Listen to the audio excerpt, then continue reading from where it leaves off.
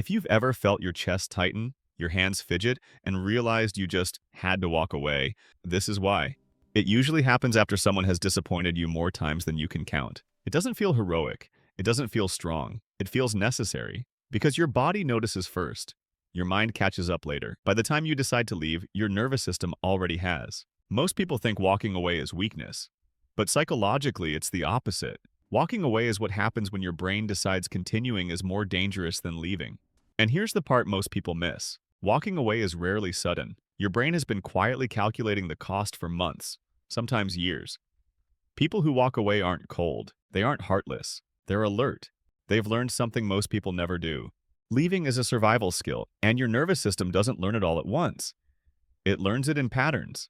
Psychologically, people who learn to walk away tend to fall into one of three nervous system strategies. You'll likely recognize yourself in one. The silent observer rarely confronts conflict.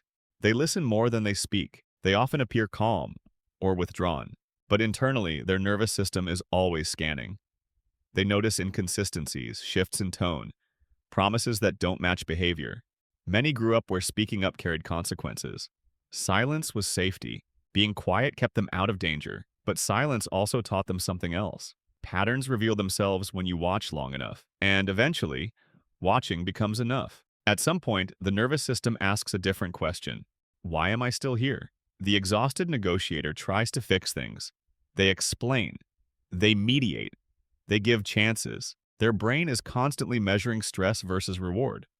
Early on, effort worked, or at least reduced chaos. So they kept trying, but effort has a limit. And exhaustion isn't failure. It's a signal. It's the nervous system saying, this costs too much. This is usually where the final shift begins. The decisive boundary setter steps back or leaves entirely when patterns repeat. They may appear firm, even cold, but internally, something very specific is happening. Their nervous system has reached a threshold. Continuing now creates more harm than leaving. Walking away becomes protection, not punishment, not revenge. Protection. Your nervous system remembers every broken promise, every confusing interaction. Chronic emotional stress triggers cortisol, the same chemical your body releases under physical threat. At a certain point, your brain stops asking, can this be fixed? And starts asking, how do I get out safely? This is why you begin leaving earlier. Your nervous system predicts future harm before it happens. It's like living with a silent alarm only you can hear. Eventually, you stop waiting for it to go off. You leave the building. Walking away isn't weakness.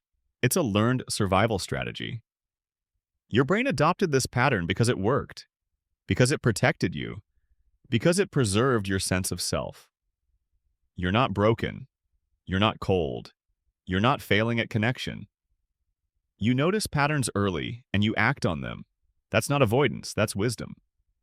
Which archetype feels most like you?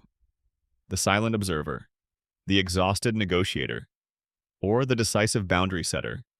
Share which one you recognize in yourself.